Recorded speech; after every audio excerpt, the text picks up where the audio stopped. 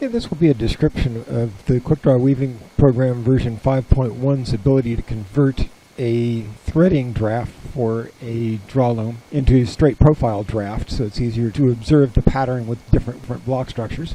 So in this particular pattern was sent to me by Liz Kimber, who was having a couple of problems with it, one of which is a mistake I'd made in version 5.0.2, where it was adding some extra thread lines, so let me admit that mistake and fix those here. Now the next thing she wanted to do was explore different weave structures, and one obvious way would be to use the normal tools, increase the number of ground shafts and treadles, and change all the draw threads.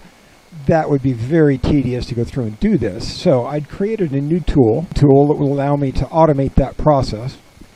Now in this particular example, you'll notice the X's and O's and the ground tie-up controlling whether the thread is high, low, or floating. And I can see the particular structure block down up in the top of the corner, and if I click right now, I'm seeing effectively summer. When I click it, that first block changes to winter, so I can see that change.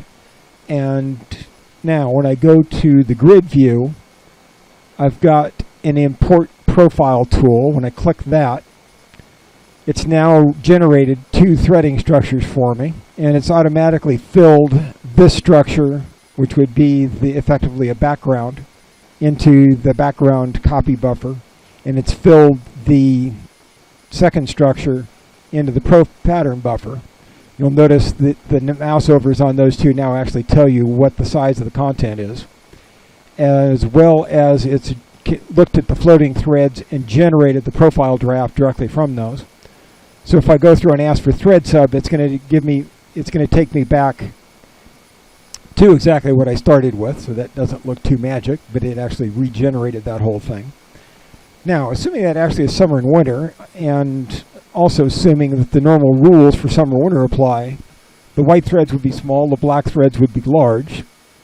So if I set the first thread small, the second thread large, hit that rotation, I've now got just the pattern threads, but you'll notice it's also squashed that pattern. So one option to fix that, what I'm going to do is set it up so I've got two vertical repeats of the block structure.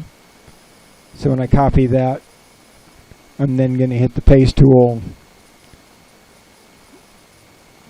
and that will give me two vertical copies. So now when I select the background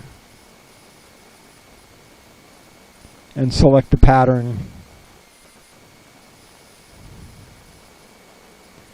and select the profile I want to do, and I do the thread sub and update the color and weft rotation. So I've now got a much more symmetric pattern, so the aspect ratio looks a lot better. It's given me a new tie-up. Now assuming an 8 shaft, I could just as easily go through and drag that into a 4 shaft and delete those extra 4 treadles. So it would then just be 1, 2, 3, 4, 1, 2, 3, 4, but I'm not going to do that at the moment. So that would give me the ability of regenerating a different structure with the same profile.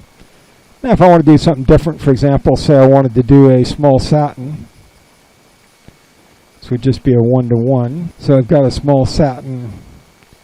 When I copy that and paste it, select that, reverse it, and toggle it, I've now got the profile I can use. So now when I come back in and select that same pattern, the same profile draft, in this case I don't need the rotation, so the fixed size warp, so I now have the pattern is much simpler here. It's just a straight satin controlled by the draw threads. If I want to try that in something different, for example, if I want to do that in 8-point satin, again I'll just toggle it and reverse it, use that for the pattern, so I should now have two 8-shaft blocks.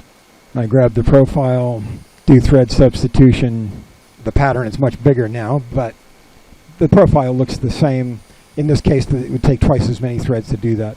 So in that manner, I can go through and do whatever block substitution. Now, I would typically save those in the same file. I can save that file now when I reload that profile. I've got my choice of at least 4 different actually structure substitutions I can go do off that same pattern. These guys could just as easily have been in a separate file, and so you can keep the profile with the substitutions or without.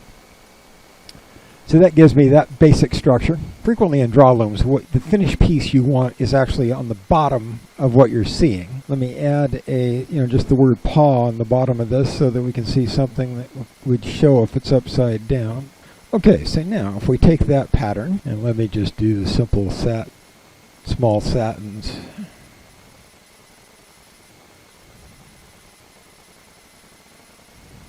So I take that pattern, do the thread substitution on it. When I look at the thread substitution, what I would see when I'm weaving, the upper side, it looks fine. When I looked at the views, when I look at the reverse side, I see the opposite side, so it's now dark on light, but the word paw is backwards. And now one thing I've done is what view you're looking at here at the time you go back to the grid is where it will return when it does the thread sub, so you can bounce back and forth. But once I've got that pattern set up, for example, if I do the reverse here, now the front side as it's woven, it's going to look like this. It looks more like the warp calf. And so when I do thread sub, when I go back to the reverse view, the pattern is now has the wording in a positive manner. So whatever image you had, you can now bounce back and forth and edit that directly with a single click back and forth. Thank you.